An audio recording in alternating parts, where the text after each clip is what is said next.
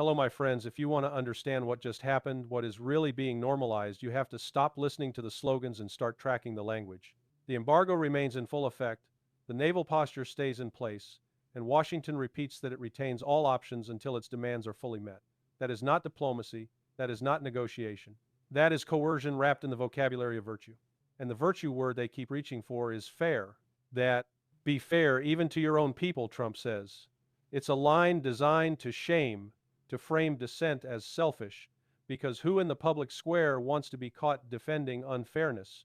But the trick is that fair is not a standard anchored in law. It's not even anchored in consistent policy. It is anchored in whoever holds the microphone and the aircraft carriers. This is the point. The West has moved from legality to vibes, except these vibes are enforced by force. The UN Charter used to be the North Star. You could at least argue about clauses and obligations. Now, it's fairness. And fairness is whatever Washington says it is on a given day. That's why it was so hard to watch Trump's press conference.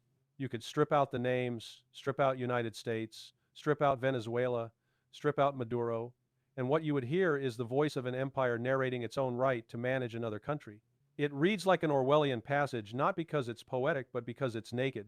We will run the country until a safe transfer of power, and we alone, will decide when the country is returned to Venezuelan control. No time limit, no binding mechanism, no international authority. The United States decides when the United States stops deciding. Let that sink in. It is not merely the overthrow of a leader. It is the public declaration that Venezuelan sovereignty is conditional on American satisfaction. And this is where the defenders of the policy try to distract you with historical comparisons. This has been done before, they say. Yes, the occupation and administration of Germany after World War II happened after the largest war in human history, after a total defeat, after a global catastrophe and a distinct legal and geopolitical end state. Venezuela is not Nazi Germany. The United States is not liberating Europe from a genocidal regime. This is not 1945. So stop pretending it is. Then there's the Monroe Doctrine refrain, the usual lazy shorthand. But what Trump said actually demolishes that framing. He doesn't say we are returning to Monroe. He says Monroe has been superseded. He says it almost casually. Monroe mattered, they forgot about it, and now they don't forget about it anymore. Under a new security strategy, American dominance in the Western Hemisphere will never be questioned again. That isn't a doctrine of deterrence. That's not a warning to an external imperial rival. That is a mission statement for permanent regional supremacy. It's the normalization of a hierarchy. This hemisphere is ours, and the only acceptable governments inside it are the ones we can tolerate. Now, look for the European response. You will find it, but you will not find it where it matters. You won't find it on the front pages because they know it's ugly. What you get are non-statements. We encourage a peaceful transition. We are monitoring the situation. Monitoring what? Monitoring the destruction of the last pretense that the rules-based order has rules? Monitoring a takeover by language, sanctions, and force? These phrases are deliberately empty because Europe has backed itself into a corner. If it endorses it openly, it becomes complicit. If it condemns it, it exposes its impotence and fractures the Western line. So it speaks in vapor. And here is the detail that blows the entire public justification apart. Where are the drugs? Where are the narcotics accusations in the narrative now? That was the alleged basis for all of this. That was the moral casing. Yet you can read through paragraph after paragraph and find nothing substantial about narcotics, nothing that looks like the center of gravity of the operation. But you do find something else. Oil. Always oil. Trump says American companies will repair the infrastructure and start making money for the country. That line is so revealing it practically indicts itself. American corporations are not renowned for selflessness. They are renowned for pursuing profit, influence, leverage, and when aligned with state power control. So let's translate the sentence in a way that matches how the world works. Repairing infrastructure means entering the system. Entering the system means setting terms. Setting terms means controlling flows. Controlling flows means controlling the state's economic oxygen. And the ratio tells you everything. Trump reportedly said oil 21 times and drugs 5. That's not an accident. That's not a slip of the tongue. That's the hierarchy of priorities surfacing in real time. Oil is the strategic prize. Drugs are the rhetorical prop. And when he says the embargo stays in place for a while, you have to understand what a while means in imperial terms, until the U.S. has embedded itself deeply enough to own the levers. The embargo becomes the screwdriver forcing the lock open. the corporations become the hand turning the mechanism. Then, as if to add a grotesque flourish, Zelensky congratulates Trump and calls it a textbook example of dealing with dictators.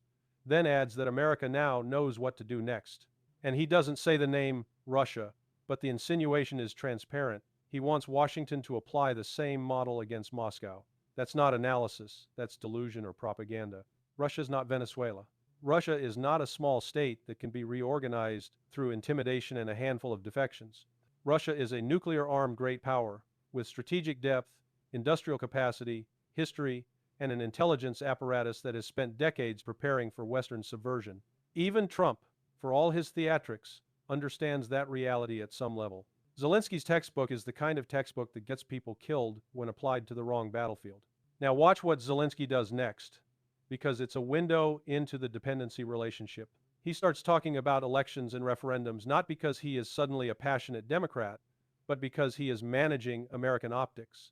He says elections are extremely difficult during war due to security and legal constraints. Fine. Then he explains the real motive. He doesn't want Americans accusing Ukraine of refusing compromises while Russia allegedly makes some. In other words, he doesn't want to look bad in Washington. That's not sovereignty, that's branding. But the more important shift is what he implies about peace. He says no MPs or officials can decide such sensitive issues alone. The people must be given the opportunity to decide whether it suits them. That sounds democratic until you compare it to what he said on December 29. Back then he offered two options: Parliament votes under the law or a referendum. Now, Parliament voting vanishes as an option. Now it's referendum only, and that shift in under 10 days tells you the environment is volatile, pressured, fluid, someone is pulling levers, and the official line is being rewritten to match the pressure. Then comes the demand for a European military footprint. Zelensky says UK and French military presence is mandatory, not optional, not a request, a requirement. He says the coalition's very existence depends on members stepping up their presence, and he frames London and Paris, the chairs of the coalition of the willing, as obligated. The language is striking, almost coercive in its own way. And it raises a question that should bother anyone thinking clearly. If the coalition exists to help Ukraine, why does he speak as if the coalition's existence depends on building a permanent military presence? What else is the coalition for? What other agenda does it serve once it becomes institutional troops? Ratification processes, budgets, command structures. Those structures rarely dissolve. They metastasize. Now follow the money, because money is where the truth usually lives. Ukraine's Minister of Economy talks about an estimated $800 billion over the next 10 years, $500 billion from public sources, grants and concessional loans, meaning some repaid, some not, and $300 billion from private investment. And then the casual hedge. It's only an estimate. Maybe it becomes $1 trillion. But the essential question, who pays, is conveniently left unanswered. Public and private sources is not an answer. It's a fog machine. Who's public? Which treasury? Which taxpayer? Which electorate voted for this? If the United States and Europe are not parties to the conflict, as the framing often claims, how exactly do they become the financial guarantors for a decade-long reconstruction project at near trillion scale? This is the core pattern, and once you see it, it becomes impossible to unsee. In Venezuela, the West discards international law and replaces it with fairness, enforced by embargo and force. In Ukraine, the West discards sovereign decision-making and replaces it with optics management, referendum theater, and a push for European military entrenchment. Both tracks are tied together by the same logic. Western power must be the final arbiter. Western dominance must not be questioned. And when the rhetoric slips, as it did yesterday, you hear the truth. Governance is not a right of the people. It is a privilege granted by the occupier when the occupier is satisfied. And that is why Russia matters in this story, whether Zelensky says the name or not. Russia is the obstacle to this worldview becoming universal. Russia's refusal to accept Western arbitration, its refusal to let fairness be defined in Washington, blocks the empire from turning this model into a standard operating procedure everywhere. That's why the rhetoric is hysterical, why the moral language is inflated, why democracy is invoked like a spell. Because if the spell breaks, if people see that fairness is just a slogan covering domination, then the entire architecture of Western coercion starts to look exactly like what it is. Because once fairness replaces law, you're no longer living in a rules-based world. You're living in a permission-based world. And permission is always temporary. The phrase safe transfer of power sounds benign until you treat it like a legal term. Ask, safe for whom? Safe according to what standard? Safe judged by which authority? The answer, plainly, is safe for the occupying power and safe according to its interests, because there is no external arbiter. That is exactly what makes it useful. It is a blank check written in moral ink. This is why the Venezuela language matters far beyond Venezuela. It's a template, it's an admission that the old fig leaf UN language, international mandates, multilateral legitimacy has become inconvenient.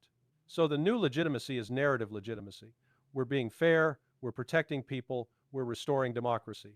It is not that the West has stopped believing in propaganda, it's that it has become confident enough to run propaganda as policy, and once that happens, the target list expands automatically because the standard is no longer, did you violate X treaty?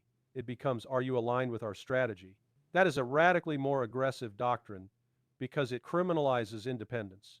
Now let's connect this directly to Ukraine because the two arenas are not separate, they are two theaters of the same operating system. In Venezuela, Washington's voice slips and the true priority emerges, oil. In Ukraine, the voice slips and the true priority emerges. Control of escalation, control of the story, control of European commitments, and control of the long-term financial pipeline. Zelensky's rhetoric about referendums is not an organic democratic awakening. It is a survival tactic inside a patron-client relationship. He is reading the temperature in Washington and adjusting his posture so that Ukraine continues to be perceived as reasonable, democratic, and aligned. That is branding, not sovereignty. And it's the same pattern as fairness, a moral label being used to justify power decisions that were already made. Look closely at the shift you already noticed. Parliamentary vote disappears. Referendum becomes the only acceptable channel. Why? Because parliaments can fracture, debate, and produce inconvenient transcripts. A referendum can be managed as a spectacle. It can be delayed, conditioned, framed, reframed. It can be surrounded by the right media environment and security conditions. In other words, it's not a mechanism of choice, it's a mechanism of control over how choice is presented. And when Zelensky says European military presence is mandatory, he is doing something even more revealing. He is trying to lock Europe into the conflict structurally, so that even if American enthusiasm cools, Europe cannot easily exit. Troops on the ground are not just deterrents, they're political handcuffs. Once deployed, withdrawal becomes a crisis. Staying becomes responsibility. That is exactly how long wars are laundered into long-term commitments. Now bring in the money, because money is the skeleton of the story. 800 billion over 10 years, potentially $1 trillion, public and private. That phrase is designed to make the number feel abstract, like weather, but it isn't weather, it's transfer. It is a transfer of wealth from taxpayers to contractors, from public debt to private balance sheets, from political promises to financial obligations that outlive the politicians who signed them. And when you hear private investment, do not imagine charity. Private money does not enter a war zone without guarantees. Guarantees mean political control. Control means conditions. Regulatory privileges, asset access, monopoly corridors, reforms written by external advisors, and security arrangements that make the host state dependent. So the reconstruction plan is not only about rebuilding roads and power stations. It is about building a post-war economic architecture that is aligned with Western capital and Western strategic aims. It is, in effect, the economic version of what Trump described in Venezuela, only with a friendlier brochure. And now we arrive at the uncomfortable truth. The West does not want to say out loud these two models. Venezuela's "we administer until satisfied" and Ukraine's "we fund and station until aligned" are variations of the same imperial logic. One is blunt force administration. The other is debt and dependency administration. Different packaging, same end state, sovereignty reduced to managed variable. So why does Russia matter here? Because Russia's role in this system is not merely as an adversary. Russia is the constraint. Russia is the proof that the world does not have to accept permission politics. And that is why the rhetoric is hysterical and the moral language inflated. When you're trying to impose a global hierarchy, the worst thing that can happen is that someone demonstrates it's optional. From Moscow's perspective, coldly, strategically, this is not primarily about personality politics. It's about the West choosing a doctrine of permanent dominance and then discovering that the costs are rising. The U.S. can impose that doctrine on a small country at manageable risk.